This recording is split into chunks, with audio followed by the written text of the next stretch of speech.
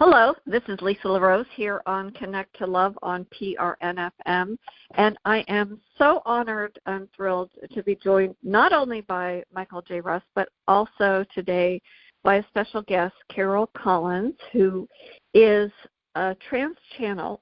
She is just one of the most delightful people that you will ever meet, and she has a very unique gift in the fact that this is something that's relatively new to her. As of March 2019, after deep, quiet meditation, she became a channel for and the voice for the Jeshua Collective, which is something that is absolutely incredible. And I just, before we start and before I welcome you both, I just want to read something from one of the books from the Jeshua Collective, and it's from the book Ocularity of the Mind, and it really speaks to what I believe is a gift to all of us. And so opening to the channel, it says, "We want you not to worry about your thoughts nor your emotions in any situations, but just keep going, keep going, keep going, keep going, keep going, keep going, keep going, keep going, keep going.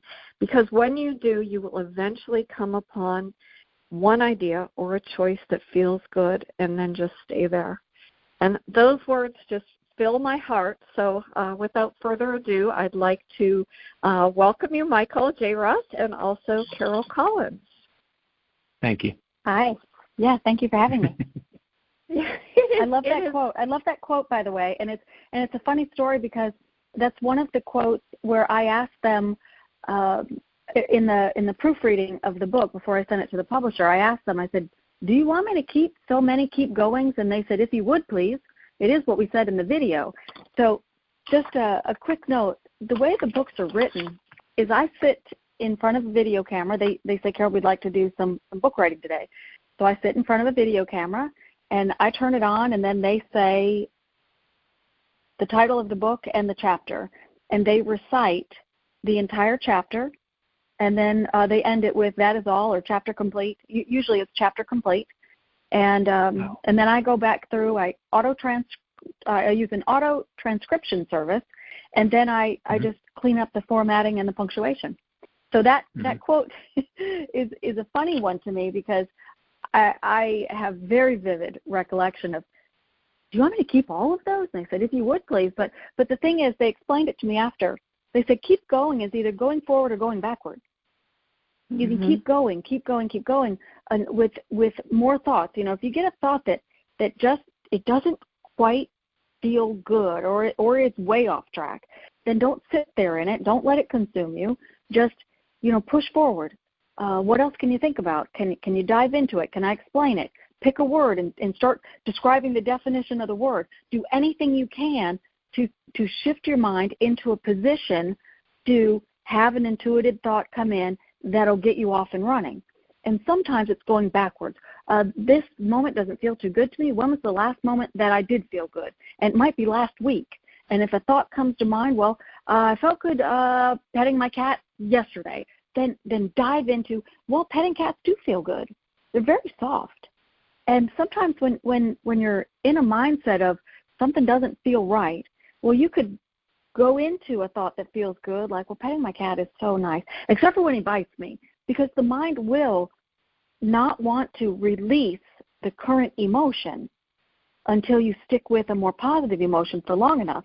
And so push through. That's what they mean by keep going, keep going, keep going. They're like cheerleaders. I love them. Mm-hmm.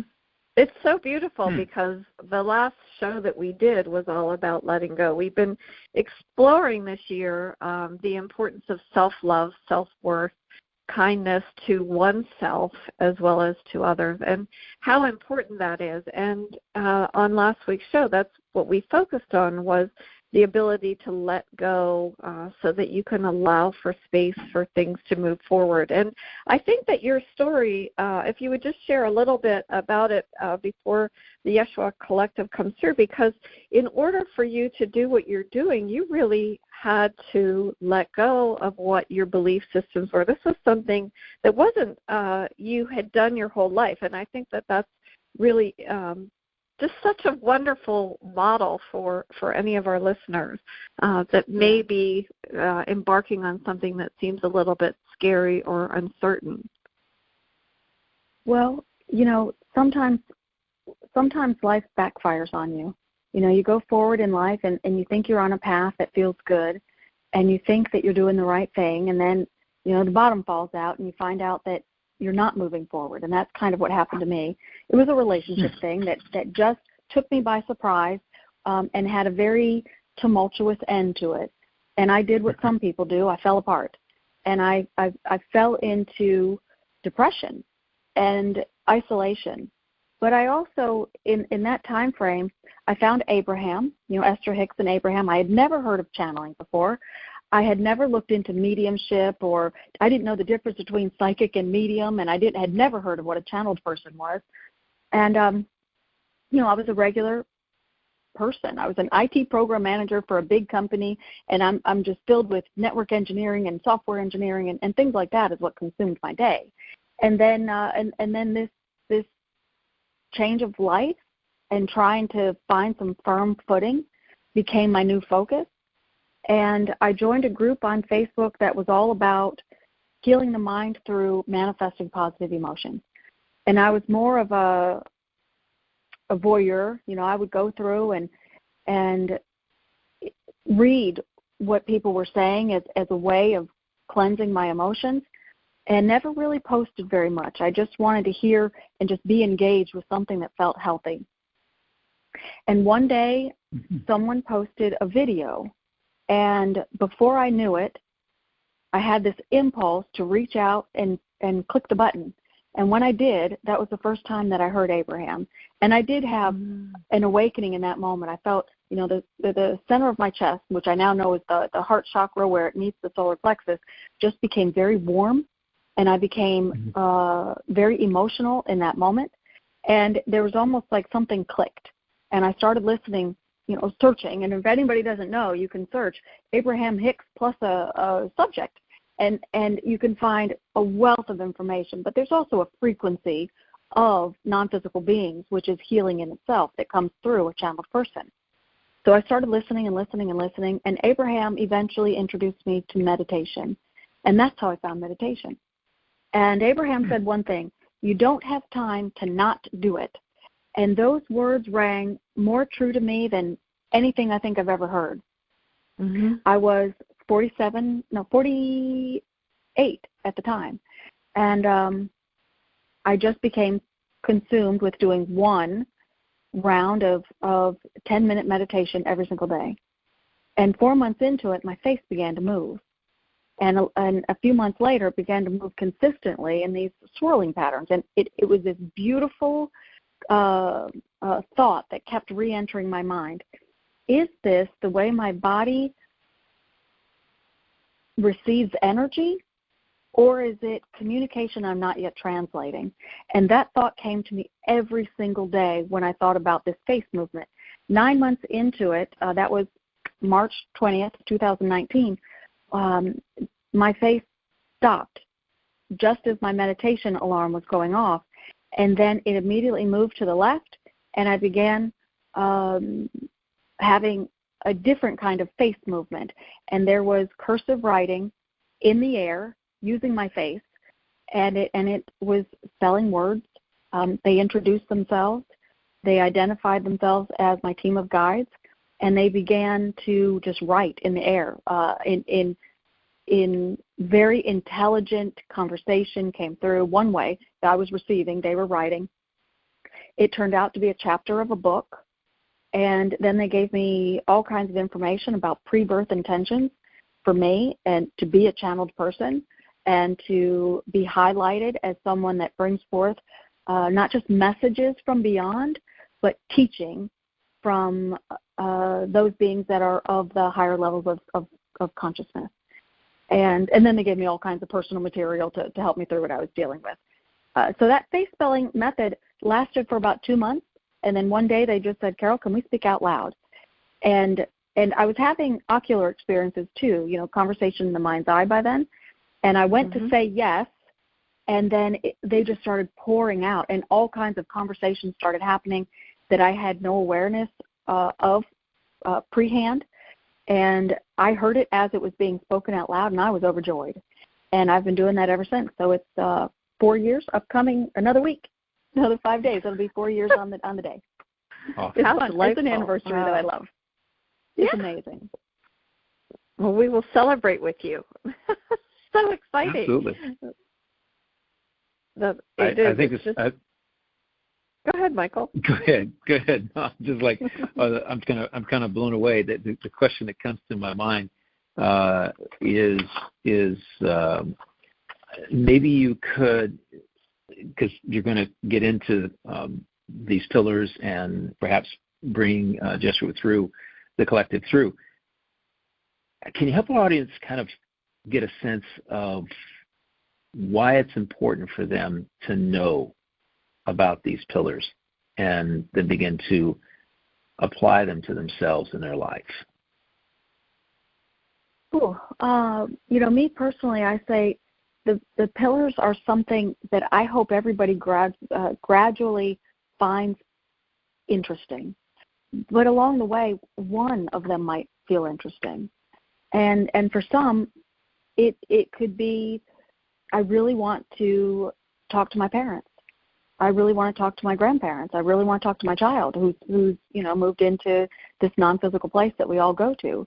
So some people it's because of grieving that they just have this need or desire, and they step right into pillar 4, unfoldment, into channeling. It's an entire suite of material about advancing your abilities to communicate with those that are on the other side.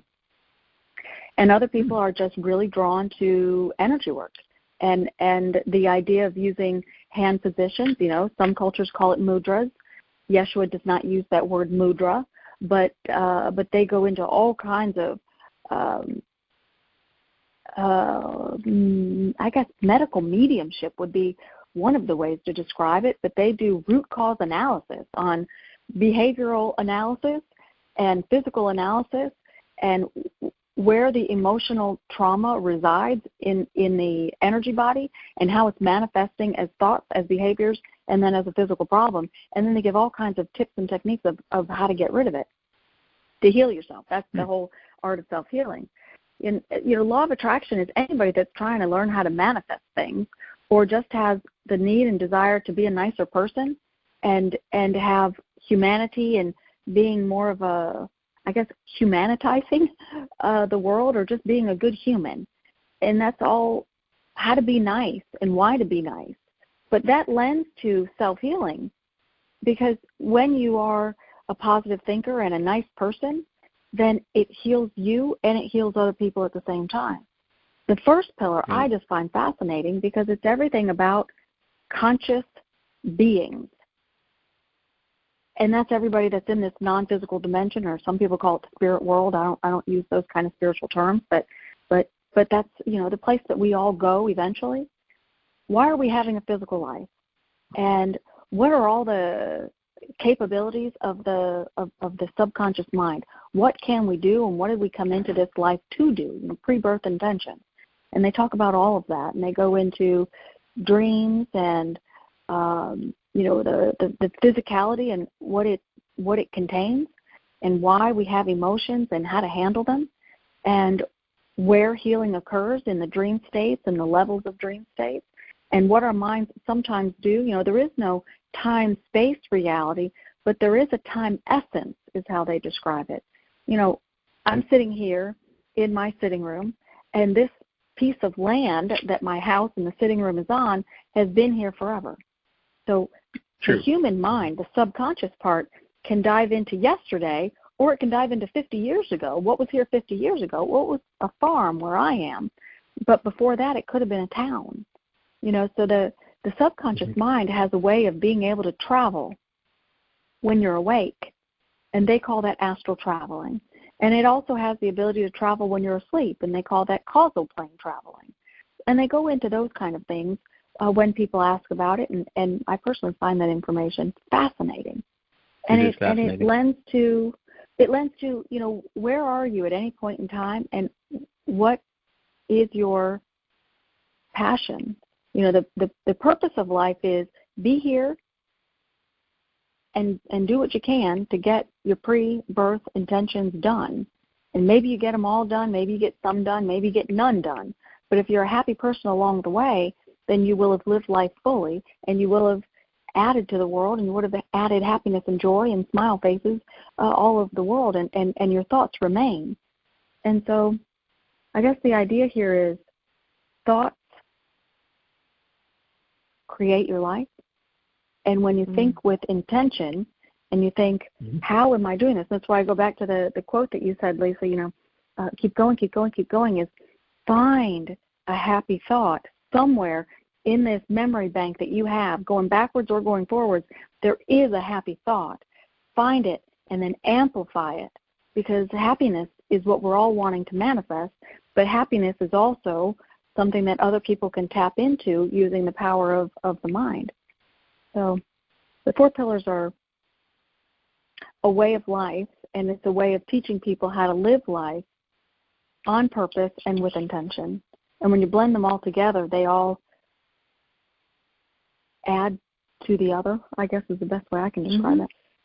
Right. I think that's perfectly said. And that's what I believe our audience needed to hear, is that they're a way of living life, and with intention and purpose and creation. And which is something I know. I don't have to tell Lisa this. I'm into that big time at this particular point. I have been for many, many years. So these 4 pillars, of which there are more pillars, you were saying? There are other pillars as well to be introduced? The way that they describe it is these are the 4 pillars. And through a channeled person, they talk about one or more of them. And, I'll use the Jeshua Collective teaches through me all 4. But through other channeled people, they might teach 1. So Esther Hicks and Abraham. So Abraham teaches, obviously, law of attraction. I mean, that is the way of it with everything. But Abraham will answer a question on any topic. So people can ask about their abilities, and they can ask about relationships, and they can ask about, what were my intentions coming into this life? What does my guide or my higher self want me to know?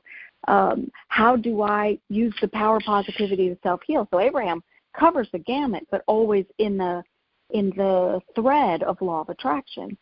So it does help to know who is speaking and what they're wanting to teach. And I guess I have a very unique group of teachers, and not a unique ability, but a unique group of teachers, because they teach in depth on each of the 4 pillars. And I love all of them. I sometimes say, intuitive development. Oh, I love that one, because there's so many things that I learn about it. And then I have a conversation with someone about the consciousness. They call it the foundational material, pillar 1. And then I'm overjoyed. I say, well, I think that one's my favorite one. And then they'll say something about the power of the mind and positivity, and then and then self-healing. I've got to say, I'm not sure that I have a favorite. It just depends on the conversation at the time, because I love their teaching. And so let's bring them in, if you don't mind, because I'm feeling myself sitting upright. And whenever I sit upright, it's usually a behavior that says, we're right here. I just want to, and before they come in, just really quick, I just want to mention that this is so amazing and so beautiful, and the body of work that has been brought through you, Carol, by this collective in just such a short time includes, 15 books with 20 more on the way. And I would love, I just want to mention to our audience that you can find information on the 4 pillars and the classes and the workshops and more about this at thepittsburghmedium.com. It's thepittsburghmedium, Pittsburgh with an H, medium.com. And I would encourage everybody to please go there. So, yes, Carol, please, all intention that we would welcome the Jeshua Collective to please come through. Yeah, we're right here. So it's a little like, what do you want to talk about? We love all the pillars, but Lisa, you've got some beautiful energy beings that are around you all the time. Michael, you've got a guide who is cleaning up some past life kind of things in this lifetime. So you've got some dreamscape things that happen. So you're doing a lot of work about 8/10 of the time. You're cleaning up some past life things. Not this physical life. You're cleaning up some past life things. That's what this life is all about. So we're just going to give you love pillar 1. Pre-birth intentions is one of the main components of why you are a physical human being. And in this lifetime, before you came into this life, you said, well, there's some things that have been, they're like a hanging chad. They've been hanging out there, and what I'm going to do is I'm going to pull these components together. Now, on either of you, are you feeling tingles in your legs and or your cheek? Definitely my cheeks and my legs. Okay. All right. Interesting question. So, yeah. In my legs. Yes. In your legs. Beautiful. So whenever we come through and we talk out loud, and that's in a class or a reading or an event, or if you just happen to be sitting in Carol's living room, when your body starts to tingle, it means listen up. This material is good for you. So we say to any of the listeners, if your body starts to tingle, then listen up, because this is important for you to hear. But it's not just channeled material. When you are listening to a speaker, and if your body does not tingle, well, one of two things is happening. Either clairsentience hasn't risen strongly in you for us to give you that nonverbal signal, or that material is something that you could just pass it by. Both of you, Lisa and Michael, you both have clairsentience very strongly. So it's easy to just give you a little nudge, and then the body lights up. We say, light them up, light them up. So pay attention to that. Because what you decided to do, Michael, specifically, is to clean up some things from past lives that you personally have lived. Aggravation, misunderstanding, confusion, and being a well-rounded person helps, but learning how to communicate is one of the things that you built into this life. So, you're all about, how do I communicate? How do I communicate well? How do I speak with intention? How do I understand what others are saying? And how do I promote good conversation? So, this podcast, this conversation, and some other things that you've done in your lifetime, they fall perfectly. We say you're squarely on the path and heading down it with some good momentum. Now, Lisa, for you, we've talked a little bit with you before, but we say some pre-birth for you is, I need to find out what life is all about and stay true to who I think I am. That means find a passion in life and stick with it. You're doing pretty well on that. You've had some lives in the past where you bounced around a little bit, where, your 20s, you were like this, your 30s, you had a different partner, your 40s, you switched again. It was like you never felt firm footing. This lifetime, you're feeling pretty firm that you found positivity is meaningful as just one of the threads, and that's good. There are other things. There are other things. But we just want to definitely appreciated. Sounds spot on. Everyone. Yeah, very grateful. You're welcome. You're welcome. We want to give everyone just this understanding of what are mediumship qualities. That's pillar 4. But when we say light them up, we mean the tingle sensations in the body. And what it is the Jeshua Collective. We are a body of teachers, and we say to the guide of that person, this information that's coming up, light them up or light her up. And it's a fun way to describe we're always in connection with your guide. Now, why do we do that? Because we want the unconscious part of you to know that we are here constantly. Your guide has different ways of communicating with you. But once this physical sensations are a means of communicating nonverbally, it does not mean that dear Aunt Sally, who passed last year, is around just because when you get the tingles you think of Aunt Sally. But if you do that often enough, we will either go get Aunt Sally, or we will have to do some cleanup work when you're sleeping so that your subconscious mind does not believe that your guide is Aunt Sally. So we're always doing cleanup work. Cleanup.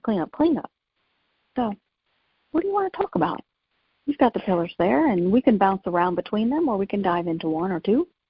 I wanted to ask, because there's a beautiful message that you have put on the PittsburghMedium.com site, and it was a message that says, is our knowing of what the world needs to know to live lives that are abundant, enriched, filled with joyful expectation in the receiving of it. We want the world and all our dear readers to know we love you.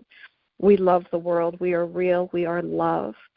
And we are wanting you to learn from us and leave the world's view behind you in favor of truth. That message speaks to my heart. I can't even tell you how much it makes it sing, and I would love to speak on that if that is in alignment with what you would like to speak on today. Absolutely, absolutely. Two-pronged approach. So the first thing is we speak to the ears of people. We educate you because when you understand something, then you create knowledge in your memory bank. You create knowledge. You've understood something, and now you're educated on a topic. So we want all people to learn from non-physical teachers who speak through channeled people. Carol's one of them. So, yes, we want you to learn from us, and we want you to know that we love you. Now, we want to have a deep, abiding appreciation from what we call the grid. The grid is the subconscious mind, and there's different aspects to it. Because when the subconscious mind has a deep, abiding love and appreciation for your team of non-physical teachers who step in every single day. You people call them a guide. Well, we say it's more than a guide. It's like a guardian. There's many beings that step in to help you every single day. They step into life when you do, and they step out of life when you do.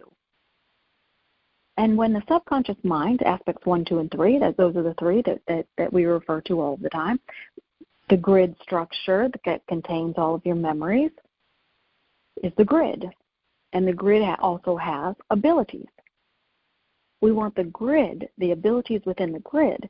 When we'll stop for just a moment to explain something to all of you. We know how the mind works, and we know why the mind works the way it does. But when we say the mind, we don't mean your brain, dear ones. We don't mean the brain.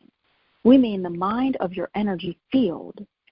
Everything that you learn touches the energy field first, and then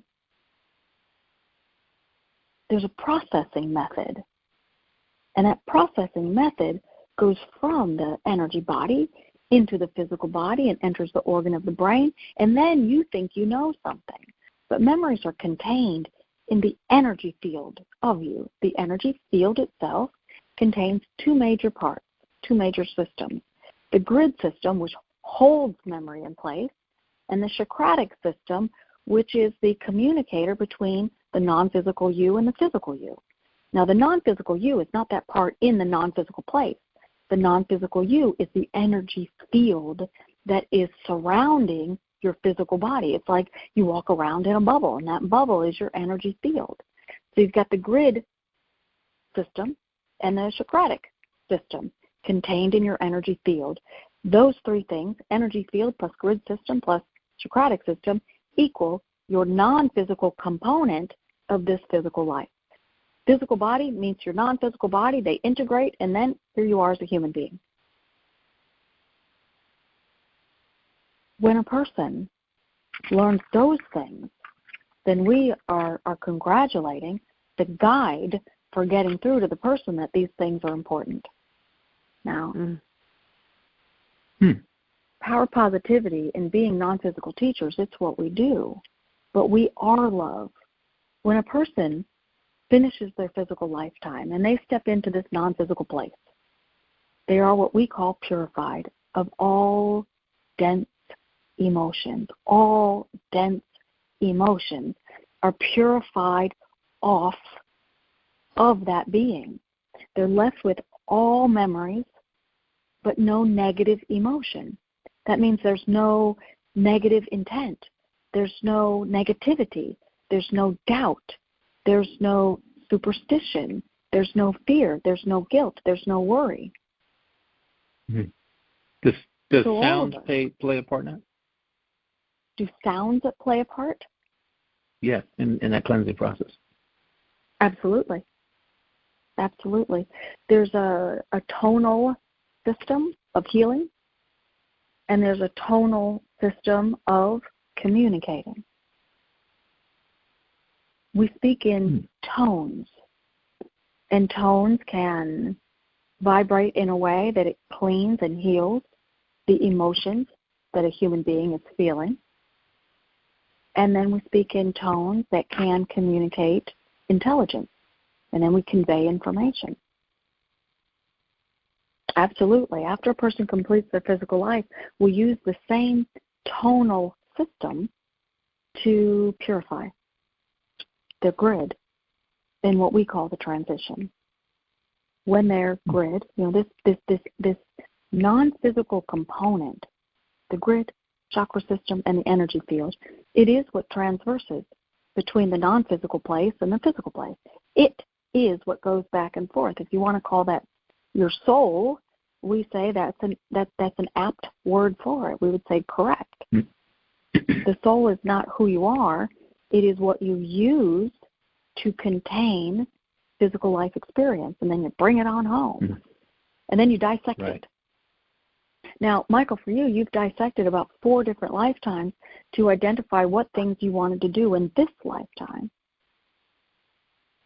And you took piece parts and said, I want to look at all of these, and I want to touch on a lot of different things that I've done in the past, and I want to do them again, and I want to do them bigger.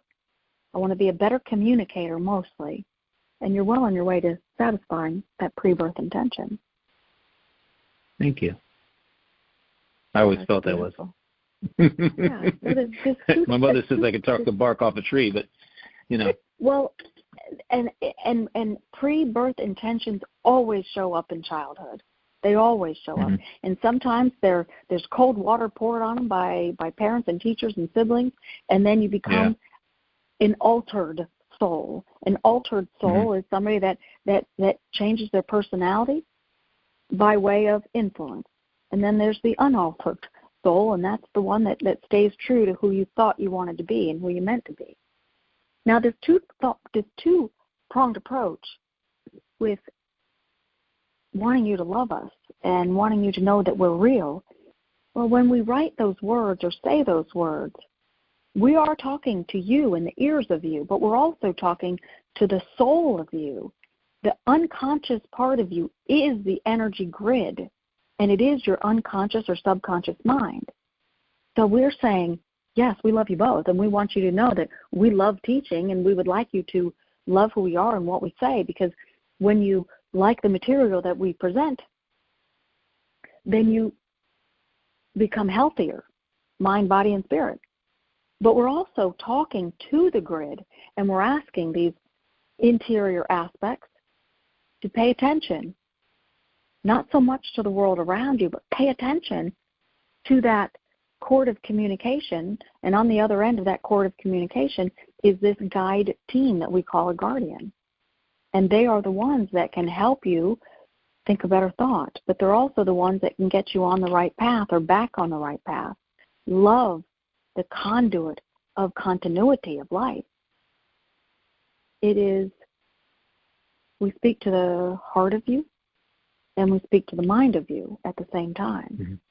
So always know that we love when people speak to each other, but when you hear other people talk, the inner mind learns as you learn. And somebody can say, I've had a really challenging day. And the inner mind of you says, well, I thought I was having a pretty good day and just a couple of bad moments, but I guess I can forget all the good parts and just amp up the bad parts. I didn't know that's what was important today, but I'll make it more important. And so it does matter what you say. It matters what you listen to. It matters what you watch. It matters a great deal, because what you're taking in, you're influencing what you will become and how you will think. Day by day by day, thoughts create your reality. That's what I keep passing on to people all the time. Good that you do. And good that you do. It's one of those things. The pre-birth intention aspect of it. of the foundational material, pillar number 1, I find fascinating. And I do because I get the sense that if more people had a sense of why they were here, it would give them more of a sense of purpose and direction. And can your books help people get that sense, get a sense of who they are, so that they can be less influenced by everything outside of them, the noise, the distraction, and the information that they're ingesting from places that they're not filtering? Well, the books can, if they take them in. Meaning, if they read the book quickly, then they might not take in the right parts. Because the books will change you. Now, there's a lot of books planned. So, yes, there's an ongoing list of 20 chapter books. And there's a list of 32 companion-sized small books that they're readable in an afternoon. And there's already several of them that have been published, but all of them align to one of the 4 pillars. Now, what the books will do is they will help someone understand that they came here for a reason, and that there are pre-birth intentions, and that you picked your parents, you picked your gender, and you picked the geographic location that you would be positioned in, meaning a corridor, the eastern seaboard or the Himalayas. They're 2 different places, and you meant to live your life in them. Whatever one you were born in, you were meant to live there. And so if you choose to move and be a world traveler, great. But always know that part of you is needing to go back home, so do that as well. But pre-birth intentions, now, they're different for everybody. But it can help somebody to know there's something about who I am and who I'm meant to be that makes me valid. A person can be quiet by nature because they stepped into this world to observe first and then choose the direction that they would go. They might sit back and observe the classroom and then quietly choose who to speak to.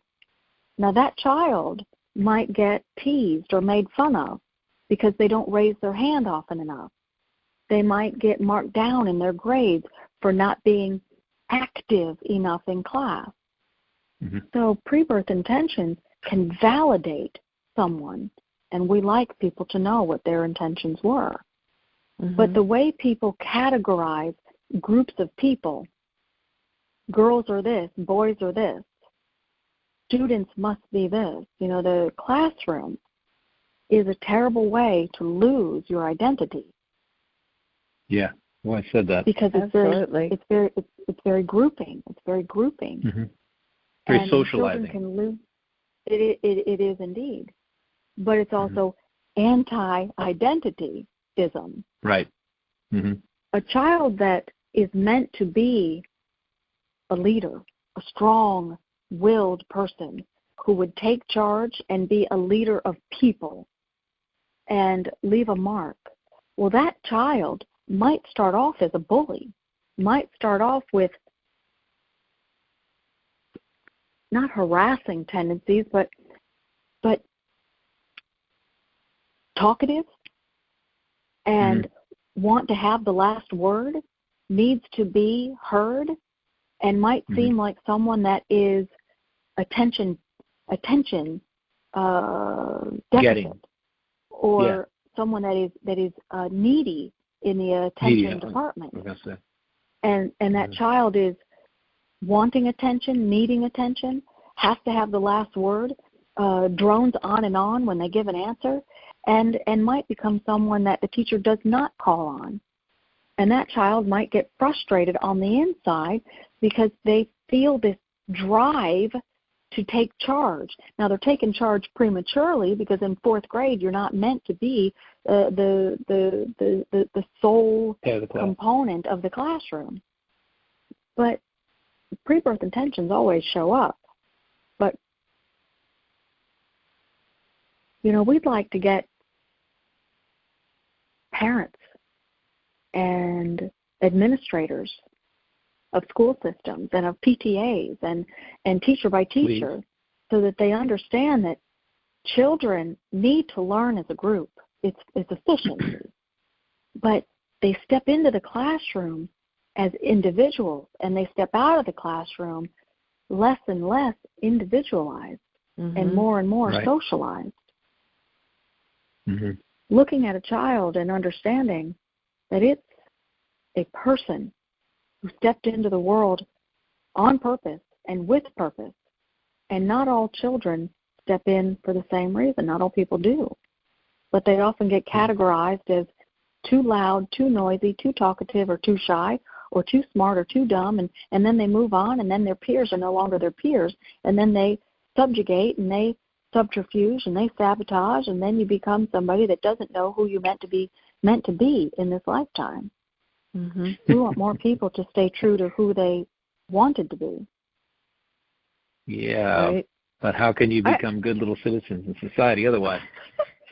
I was just going to mention, I think that, and that's what's so amazing and just a wonderful opportunity to work with the Jeshua Collective, because there is the Jeshua Center for Intuitive Studies, and you offer ongoing workshops and classes. And actually on March 28th, from 7 to 8 p.m., there is going to be a self-healing open house. And I would encourage any of our audience members here on PRN-FM that listen to Connect to Love to please, go on the PittsburghMedium.com website and look for that information and sign up for that self-healing open house, because it can open doorways that you never thought possible.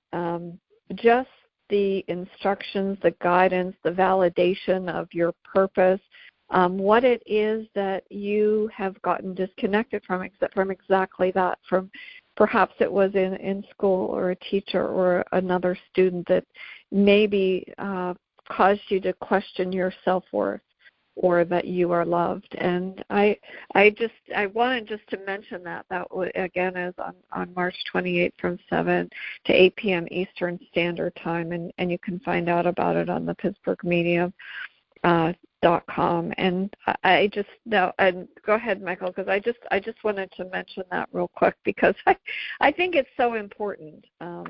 So many of us have gotten disconnected. And I did want to mention one other thing, because I find it so fascinating, and it's actually the title of the book is The Ocularity of the Mind, and that it's interior sight. And I'd love to hear, because that is, and that was a very specific channeling, that it was to be the ocularity of the mind. I was wondering if, Jeshua, that you could comment about what ocularity is. All of the clairs wrapped together equal ocularity. So when people embark upon mediumship,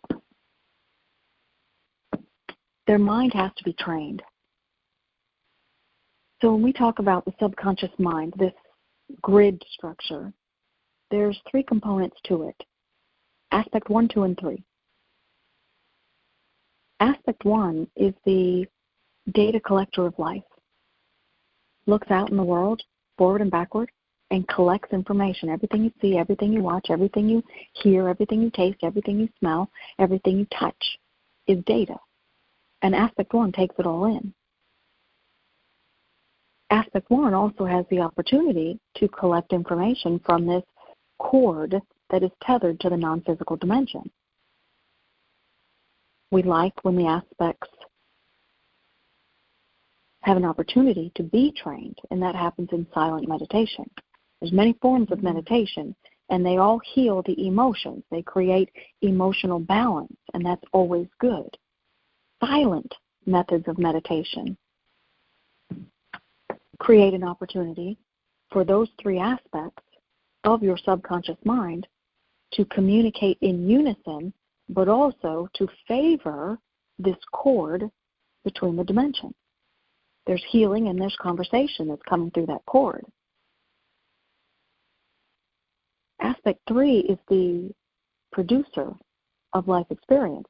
based on what aspect 1 is taken in. So when we say thoughts create your reality, it's the thoughts that aspect 1 has accumulated. It's a quantity-based system. If you have a home and you live in the same home, and your mother had wallpaper in the living room and dining room and all of the bedrooms, then your mind has taken in wallpaper, wallpaper, wallpaper, wallpaper consistently. Mm-hmm. Now, based on what else you have learned about wallpaper, your mind will either favor wallpaper or it won't. So you might have children in other homes and they all have wallpaper. Your mind, believe it or not, will favor wallpaper as long as conversation in all of those homes were pleasing. If there was arguing and fighting in all of those homes, you might not like wallpaper just because it was on the walls in rooms where you heard a lot of argument. Now, if all of your friends do not have wallpaper and yours is different, you might favor the wallpaper if you have a strong association with your mother. Or. So there's different variables. But no matter what, aspect 1 is taking in data every single day, every single day, every single day. What your eyes land on, what your ears hear, what your hands and feet touch, and that includes your elbows and your cheek and every other part of your skin. What your body touches is taken in as data, and your nose and your mouth as well. That data adds up, and that's what we call accumulation. Mm-hmm. Whatever you have the most of must be reproduced in your life in some kind of similar way.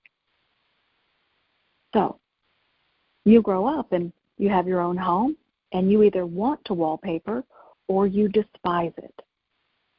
Or you like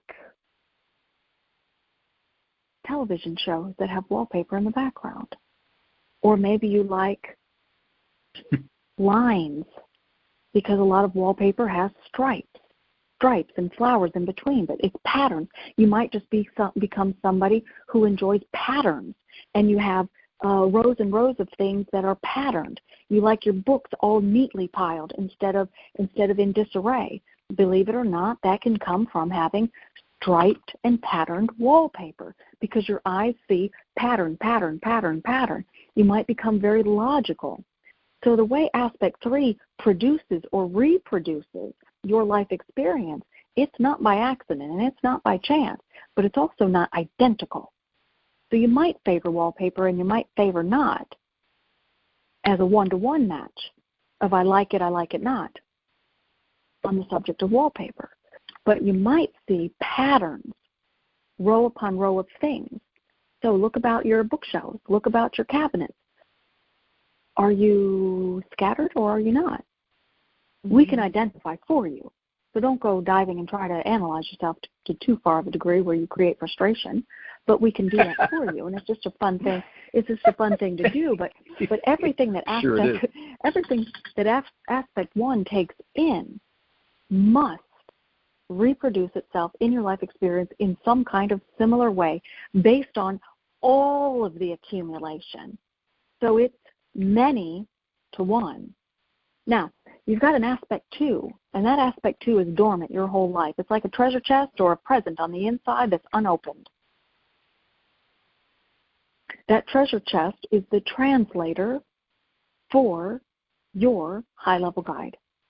So when we talk about the guardian, it's a group of beings, high-level beings, that have formed together to guide you and challenge you and clean you up and straighten you out and put you on your life's path. And they walk this life with you. That tethering between your non-physical body and the non-physical dimension is tethered to the high guide. And so they're walking around with you your whole life. You just don't know it. Your entire guardian set of beings is walking around with you your whole life. So this aspect 2, so you've got number 1 is the data collector. And it collects from the world. It also has the opportunity to collect through this tethering mechanism. So it collects, gathers, categorizes, files away, adds quantity, and keeps track of.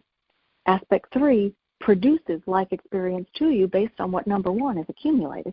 So they're in cahoots, 1 and 3, 1 and 3, 1 and 3, 1 and 3 all the time. Right. And number 2 is like this little sleepy fellow who just doesn't feel like getting out of bed. It's like a present, all wrapped up, just waiting for the right moment to open. That's the awakening.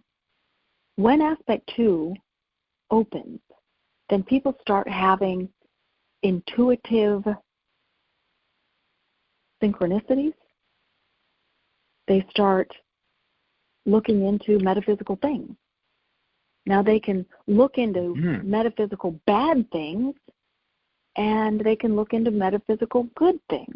There are a lot of things with spell binding and spell works and, evil this and evil that and Satan this and Satan that. Well, in a very strange way, their awakening has begun, just off to a bad start. We try to clean that up and offer them alternatives. Constantly. We're constantly asking the mind to get on a good track, right track, good track, right track, solid track, move forward on the solid track. Now, it can be frustrating. Aspect 2 is a little like Groundhog. Groundhog's Day. So you got this sleepy little groundhog, and it's all tucked in its little nest, all tucked away, and it's having a nice winter's nap. Winter's nap is your whole life. Now, you can nudge it and prod it to open up in silent meditation.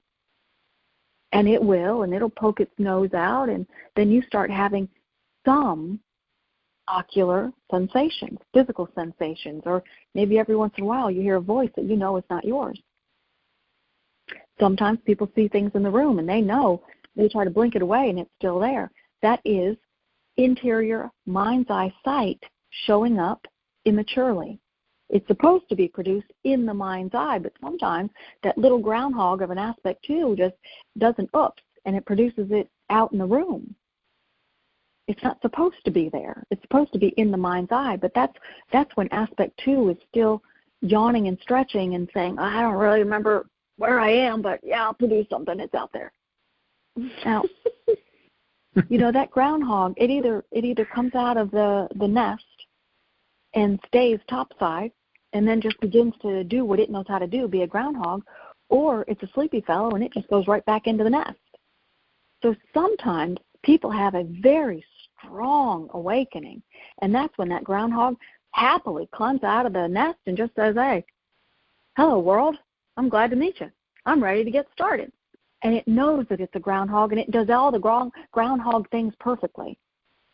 But sometimes that little aspect 2 that we're using the analogy of a groundhog, sometimes it pokes its head out and it says, yep, not time for me to wake up. And it goes right back into the nest. Now, how does it know? It depends on the vibration within the energy field. If the vibration within the energy field is too dense, it will not wake up. That's why longer rounds of meditation and joy. That's why we always talk about pillar 2, law of attraction. Be happy. Find the bright side. Look on the bright side. Make it up if you have to. Because you can alter the vibration of your energy field. And when you alter it in a positive trajectory, then aspect 2 will do this little look and see and checking the vibration. And if the vibration is soft enough, it opens the hatch and produces itself. Now, it is masterful, and it makes no errors when it is fully awake. But it makes a lot of errors in translating before it is fully awake. Now, there are some people that build into pre-birth intention to have this second aspect awaken fully, no matter what. And then it does. Carol was like that, and many other top-level channeled people are just like that. It's pre-birth intention. So don't ever judge yourself if you're taking a long time for this aspect 2 to wake up. But also recognize that you can supplement happy thoughts, clean the grid. Positive expectation cleans the grid. Silent meditation cleans the grid. Joyful association with people cleans the grid. Happy television cleans the grid. Nonviolent is what we mean. Nonviolent, happy books cleans the grid. Reminiscent joy cleans the grid. We have one student, and she's on her way to being 64, and she remembers as a child playing spirograph with her friends. It was a fun thing. They would all do it and do it and do it and do it. Paper dolls was another one. So in her 60s, she went out and bought spirograph, keeps it on the counter, and it helps keep the grid clean. That's what we call reminiscent joy. We want everybody that's considered in their elder years, elderly, but the elder years, we want them all to have some kind of reminiscent joy in eyes and ears of them. It will help them soothe the vibration that's within them, and then their passing will be swift and easy. Doesn't make it come sooner. In fact, it can prolong it. It can prolong physical life just by having reminiscent joy.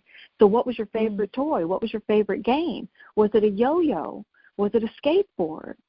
For Carol, it was the game Pit. Now, that has a story all on its own because the funny thing is we teach.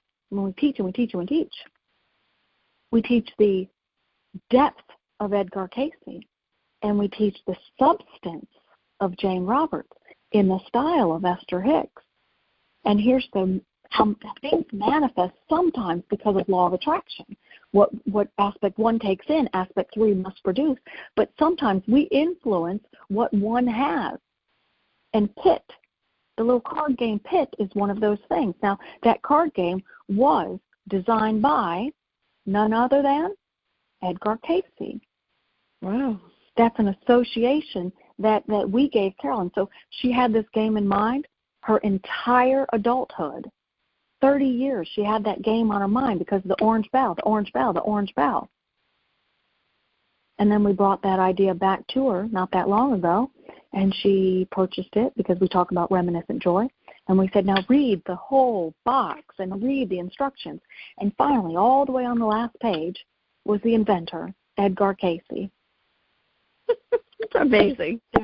There are coincidences in this lifetime, and then there are synchronicities. That's a synchronicity. But reminiscent joy is something that cleans the grid, cleans the grid, cleans the grid. Now, when we say the grid, we mean aspect 1, 2, and 3 in that part of the energy field. Because when there is a softer vibration in your energy, now people say, raise your vibration, raise your vibration. Well, we say soften your vibration. And then aspect 2 wakes up fully, and then you are a perfect translator for your high guide. And that's how it works. Mediumship mimics all 5 of the human physical senses. Intuition, 6th sense. Ocularity and beyond, which is any of the channeled abilities, 7th and 8th sense. That's how we teach it, and we love this conversation. We do know that I could do this all day. Yeah. Actually, I know our time seems to always just disappear, and I think that this would, if it's possible, we'd love to have you back and continue this conversation. I'm not sure when your schedule will permit, but I know that Michael has a myriad of questions, as do I, and I'm sure our audience members. Go ahead, Michael. I agree. No, I'm at a point right now where I'm fascinated is where I am right now. I'm totally fascinated to the point where I'm going to hook up with Carol to have a one-on-one with the Jeshua Collective, and that would be really, really, I think, amazing. And I got a couple of questions, but we'll deal with those another time. Yeah, I know. Yeah, we're running out of time. But I was going to say, so for anybody that would be interested in a private reading, you can find out about that on the PittsburghMedium.com. You can also find the books as well as the workshops and the classes, as well as a plethora of other information. And I do want to mention again, you have a really amazing, unique opportunity that the Jeshua Collective just brought forth, I believe yesterday, that on March 28th there's going to be a free open house from 7 to 8 p.m. Eastern Standard Time on self-healing. And that is just incredible. I can't even begin to express how amazing the classes are. And I would encourage everybody to look to that. And I'm just so grateful to both Carol and the Jeshua Collective for making the time to join us here. It's this show is all about our connection to love, and I couldn't think of anything more that fills my heart, and I'm sure I speak for you, Michael, the same, to know that truly we are connected with such a beautiful guidance from, and that we are not so far off. And I hope that it touches your hearts as well, for all of you who take the time to listen to us. And Carol, Jeshua, is there anything in closing that you would like to add to our audience? Well, I just like to say the open house for self-healing is a live virtual event on Zoom. So there is an opportunity to join classes. There's an unfoldment into channeling, and there's also the art of self-healing. They're ongoing classes, not a certification, and I personally group them in sets of 12. Most of my students take them again and again and again, and so it's not a 12-week repeat. They're ongoing classes. There's a monthly online, live virtual opportunity to ask Jeshua your favorite question, and that's coming up. March is on the 16th. April, I think, is on the 13th. It's all on my website. Now, I also do readings every day of the week except for Sunday. So check out my website, Pittsburgh with an H, medium.com, thepittsburghmedium.com. And all my socials are the Pittsburgh Medium. So please do one thing, like, follow, and subscribe. There's a thing called monetization, and there's also something called we want information to get out into the world, and I love what Jeshua teaches. And it's really one of the benefits is when they teach, I get to learn it, and so I know what they teach, and I know how valuable it is. And, sometimes social media bases what they put out there for people to see on how many likes and follows and subscribers you have. Ridiculous. So please do subscribe to this podcast because it's a beautiful one. And then if you would, any viewers, like, follow, and subscribe on any of my socials. And I appreciate all of you, and I've loved being here. And, yes, absolutely, bring me back again and again. Absolutely. And thank you so much. Enjoy a beautiful and blessed day. Thank you.